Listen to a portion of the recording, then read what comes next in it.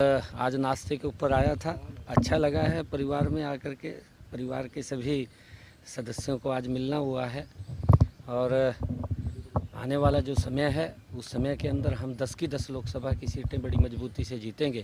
कमल का फूल खिलेगा। नरेंद्र मोदी जी को तीसरी बार प्रधानमंत्री बनाने में हमारी हरियाणा की अहम भूमिका होगी और उसके अंदर कुलदीप जी का भी एक हाथ बड़ा उसके अंदर होगा। तो कहाँ कुलदीप जी प्रचार करेंगे सर, जगह कहाँ करेंगे? वो उसकी बैठ कर के सारी रचना बनती है, योजना बनती है पार्टी के अंदर बैठ कर के कहाँ कहाँ ड्यूटी लगेगी, क्योंकि जहाँ भी ड्यूटी लगेगी और जिस नेता की भी ड्यूटी लगेगी वहाँ पर वो जाएंगे। सर कांग्रेस अभी तक टिकट नहीं बांट पाई है। बीजेपी के तमाम प्रत्याशी मैदान में है सर, लगातार देरी देखने को मिलती हुई नजर आई। किस तरीके से उनकी रणनीति को देख रहे हैं? कांग्रेस में मंथन चल रहा है, क्योंकि जो बड़े नेता हैं, चाहे भूपेंद्र सिंह हुड्डा थे, पिछली बार चुनाव लड़े थे, रह गए थे। अब की बार कहीं ना कहीं उनके मन में इस बात का डर है कि अब की बार भी हम हार ना जाएं, और उस हार के डर के कारण वो कहीं ना कहीं मैदान में उतरने से डर रहे हैं और किसी न किसी के ऊपर कभी किसी पे हाथ रखते हैं, कभी किसी पे हाथ रखते हैं।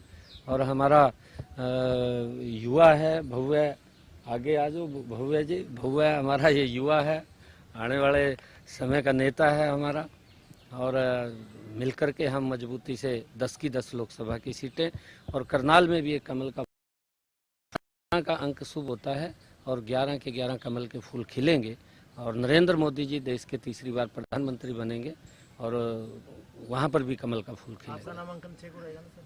6 तारीख को। सर कांग्रेस के मैनिफेस्टो को लेकर लगातार चीजें वो देखने को मिलती है। प्रधानमंत्री ने निशाना साधा कि मंगलसूत्र लेने तक का जो काम है वो कांग्रेस कर देगी। सर विरासत टैक्स को लेकर भी कांग्रेस के नेताओं का बयान दिया है विरासत टैक्स वाला सर। देखिए, क्योंकि उनकी सोच रही है, जिस प्रकार का उनकी सोच है वो जग जाहिर हो जाती है।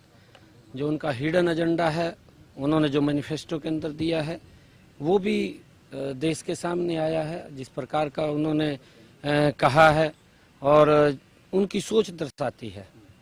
वो एक वर्ग की बात करते हैं, मोदी जी 140 करोड़ लोगों की बात करते हैं कि हमारा जो कार्य होगा वो देश के 140 करोड़ लोगों के लिए होगा, और वो कहीं ना कहीं एक विशेष वर्ग को आगे ध्यान में रख करके उसके ऊपर की बातें करते हैं।